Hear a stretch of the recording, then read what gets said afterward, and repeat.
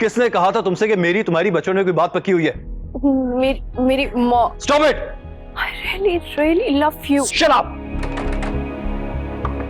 महरीन, बेटा दरवाजा खोलो।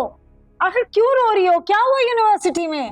कुछ नहीं हुआ, बस मैं उस यूनिवर्सिटी नहीं जाऊंगी। मेरा एडमिशन कहीं और करवाएं। मगर क्यों? कितनी अच्छी यूनिवर्सिटी है बेटा तुम्हारी, क्या हुआ है? नहीं है ये अच्छी यूनिवर्सिटी, बहुत सारी और अच्छी यूनिवर्सिटीज भी है यहाँ पे।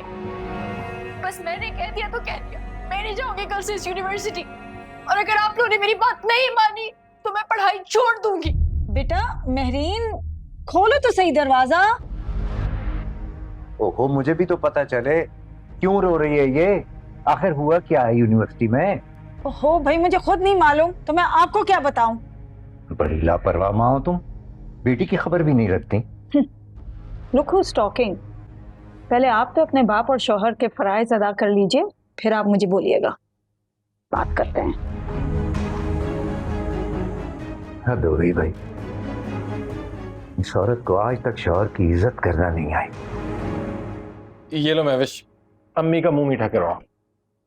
ये लम्बी। थैंक यू भाई, बहुत बहुत मुबारक हो तुम्हारे नए शोरूम की ओपनिंग पर।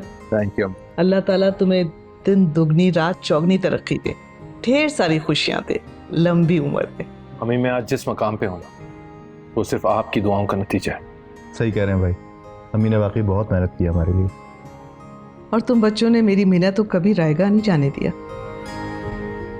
अरे सच याद आया, सनोबर का फोन आया था। वो कह रही थी कि मेरी ने यूनिवर्सिटी छोड़ने की जिद ठानी हुई है। क्या कुछ हुआ है यूनिवर्सिटी में उसके साथ?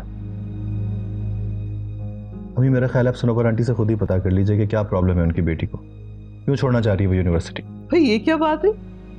तुम उस यूनिवर्सिटी में पढ़ाते हो, बल्कि तुम तो मेरीन के टीचर हो, तुम्हें तो पता होना चाहिए।